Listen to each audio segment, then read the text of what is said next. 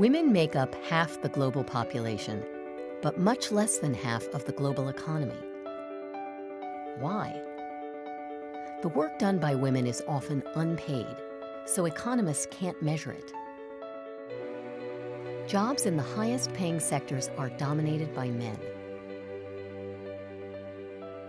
Even when women do the exact same jobs, they have less chance of advancing to more senior roles, and they often get paid less. Here's something to think about. If women could do more paid work around the world, doing the same jobs for the same pay, the global economy would be bigger, to the tune of $12 trillion.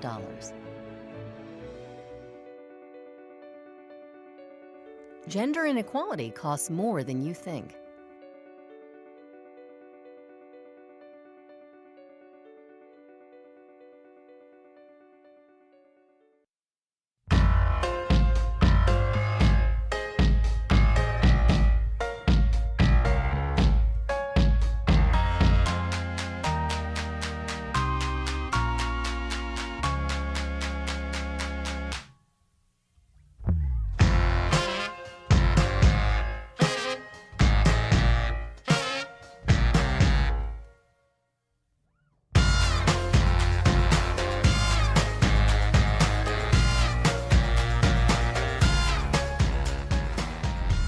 Research shows that employers still lean toward hiring and promoting men over women in the workplace.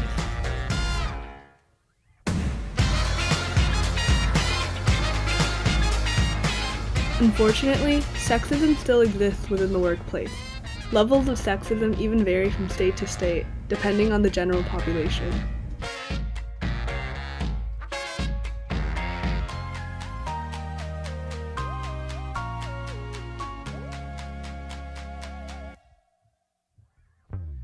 For one, there is a common miscommunication when people ask if inequality even exists when we see advertisements like this.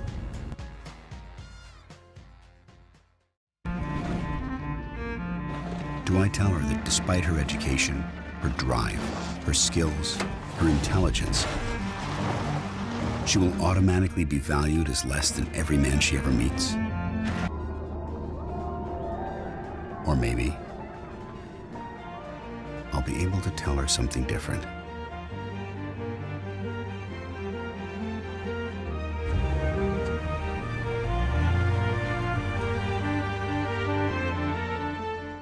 This advertisement appears to give off positive support for gender inequality, but if you think about it, what does it really do for the audience?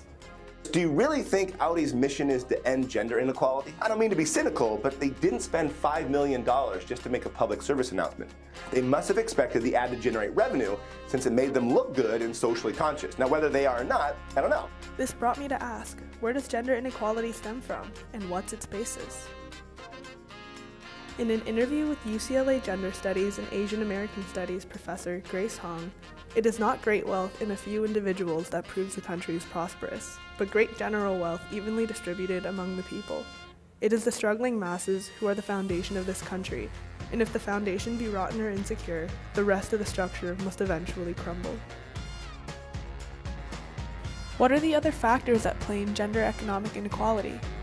It's hard to measure, but race and socioeconomic status have a large impact. So what's the progress of economic inequality today, and how do we track it?